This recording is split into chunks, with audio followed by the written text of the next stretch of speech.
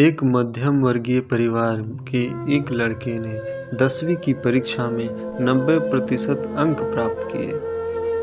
पिता ने मार्कशीट देखकर खुशी खुशी अपनी बीवी से कहा कि बना लीजिए मीठा दलिया, स्कूल की परीक्षा में आपके लाडले को 90% अंक मिले हैं।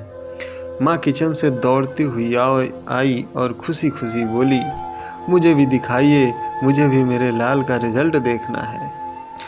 उसी बीच लड़का फटाक से बोला, उन्हें रिजल्ट कहाँ दिखा रहे हैं? क्या वह पढ़ लिख सकती हैं? वो तो अनपढ़ है।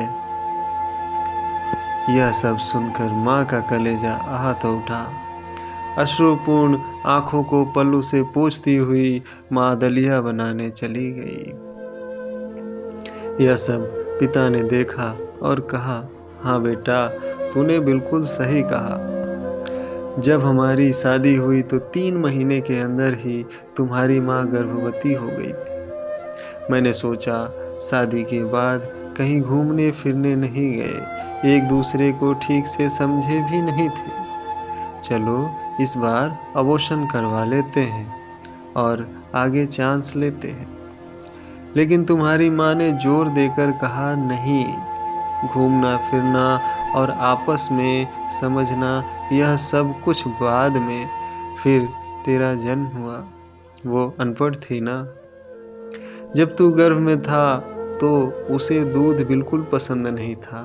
तुझे उसने स्वस्थ बनाने के लिए हर दिन 9 महीने तक दूध पिया, क्योंकि वो अनपढ़ थी ना। जब तू पैदा हुआ तुझे डिब्बे का दूध ना पिलाकर 3 साल तक सिर्फ अपना दूध पिलाया ताकि तेरा विकास अच्छे से हो, क्योंकि वो अनपढ़ थी ना। तुझे सुबह 7 बजे स्कूल जाना रहता था, इसीलिए सुबह 5 बजे उठकर तेरा मनपसंद नाश्ता और डिब्बा बनाती थी, क्योंकि वो अनपढ़ थी ना। जब तुम रात में पढ़ते पढ़ते सो जाते थे तो वह आकर तुम्हारी कॉपी और किताब बस्ते में भरकर तुम्हें बिस्तर पर सुलाती थी और उसके बाद ही सोती थी, और रात में बार बार जागकर तुम्हें ओढ़नी से ढकती थी, क्योंकि वो अनपढ़ थी ना।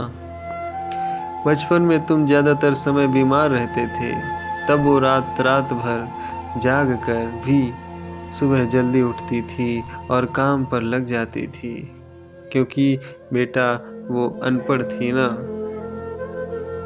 तुम्हारे लिए ब्रांडेड कपड़े लाने के लिए मेरे पीछे पड़ती थी और खुद सालों तक एक ही साड़ी पर रहती थी, क्योंकि वो अनपढ़ थी ना।